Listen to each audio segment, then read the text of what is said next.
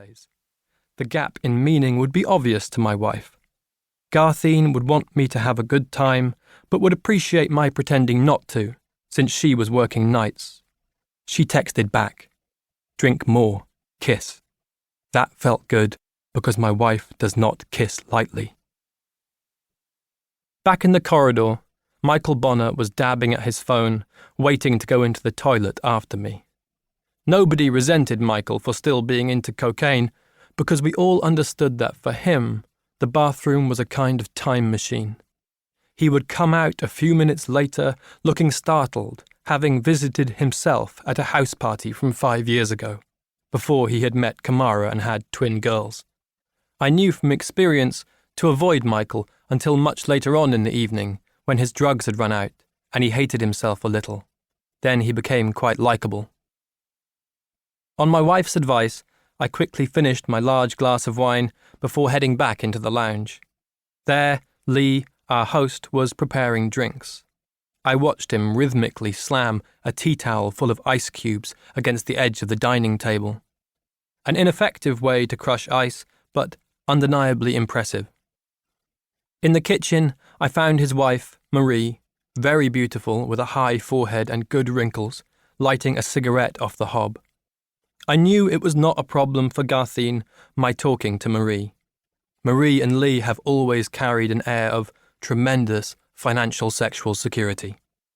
It's also clear Marie has spent her whole adult life being the attractive person and finds it not exactly boring, just unworthy of comment. She waved away the smoke as I approached. "Ray," she said, "great you're here." I made an exaggerated play of sucking in the second-hand smoke, and she laughed silently, which made what was left in her lungs come out. Strange how different it felt, taking in Marie's exhalations compared to the mouth juices of Dave Finlay. She hopped up onto the counter to blow smoke more accurately out of the narrow window. Her bare calves on the white, handle-free cabinet were pretty special. I knew that Garthine would think it weird for me not to notice them. Not registering them would be a sign that I was too frightened to look for fear of combusting with repressed lust. Her legs were outstanding. That was no problem. She had a semicircle-shaped scar that made her left kneecap look cheerful. "I've been the pace car this evening, Ray." I hadn't noticed. "My husband sent me here to take a long, slow drink of delicious water," she said. "You seem sober," I said. "I'd put you in charge of heavy machinery." "Lee says I'm too old for this. Too old to make it work." "You have one of those faces that never look drunk. Try slurring something," I said. She looked down at her lap. "Chuffley," she said. "There you go," I said. "Unglaspurdoon," she said. "Great, now you're more convincing." She smiled and squinted at me through the smoke. "You are starting to seem good-looking," she said. This was fine, by the way. Garthine could have been in the room with us, and it would not have been an issue.